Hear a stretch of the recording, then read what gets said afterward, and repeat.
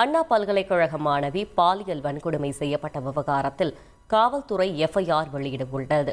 அதில் தானும் தன் காதலரும் அமர்ந்து பேசிக் கொண்டிருந்த போது பின்னால் இருந்து வந்த 30 வயது மதிக்கத்தக்க நபர், நீங்கள் ஒன்றாக இருந்ததை வீடியோ எடுத்து உள்ளேன் என மிரட்டியதாகவும், தாங்கள் இருவரும் கெஞ்சிய போதும் தான் கூறுவதை கேட்காவிட்டால் வீடியோவை டேன் பேராசிரியர்களுக்கு காண்பித்து டிசி தர வைப்பேன் என மிரட்டல் விடுத்ததாகவும் எஃப்ஐஆரில் தெரிவிக்கப்பட்டுள்ளது.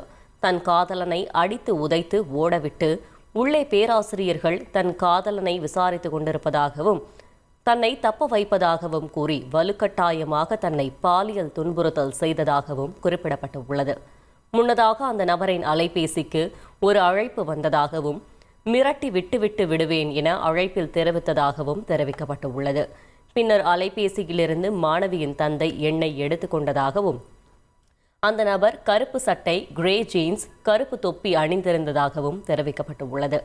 மேலும் அந்த நபருடன் மேலும் ஒருவர் வந்திருந்த நிலையில் அவர் யார் என்பது குறித்த விவரம் வெளியிடப்படவில்லை.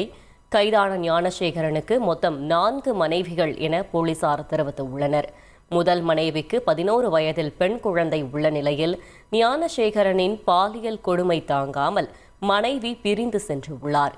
இரண்டாவது மனைவிக்கும் ஒரு பெண் குழந்தை உள்ள நிலையில் அவரும் பிரிந்து உள்ளார். மூன்றாவது மனைவிக்கு குழந்தை இல்லாத நிலையில் 4வது மனைவிக்கு ஆண் குழந்தை உள்ளது. அடையாறில் பிரியாணி கடை வைத்திருக்கும் ஞானசேகரனுக்கு ஒரு நாளைக்கு 20,000 வரை லாபம் கிடைக்கும் எனவும், இரவு கடை மூடிய பின் மது அருந்துவிட்டு தன்னுடைய விலை உயர்ந்த ஜீப்பில் பந்தாவாக புறப்பட்டு கிழக்கு கடற்கரை சாலை பகுதிக்கு சென்று உல்லாசமாக இருந்து வந்ததாக தெரிவிக்கப்பட்டுள்ளது. அரசியல் கட்சி கூட்டங்களுக்கு ஜீப்பில் பந்தாவாக சென்று அங்கு வரும் பெண்களிடம் நைசாக பேச்சு கொடுத்து அவர்களை தன் வலையில் விழ வைத்து விடுவார் என போலீசார் தகவல் தெரிவித்துள்ளனர்.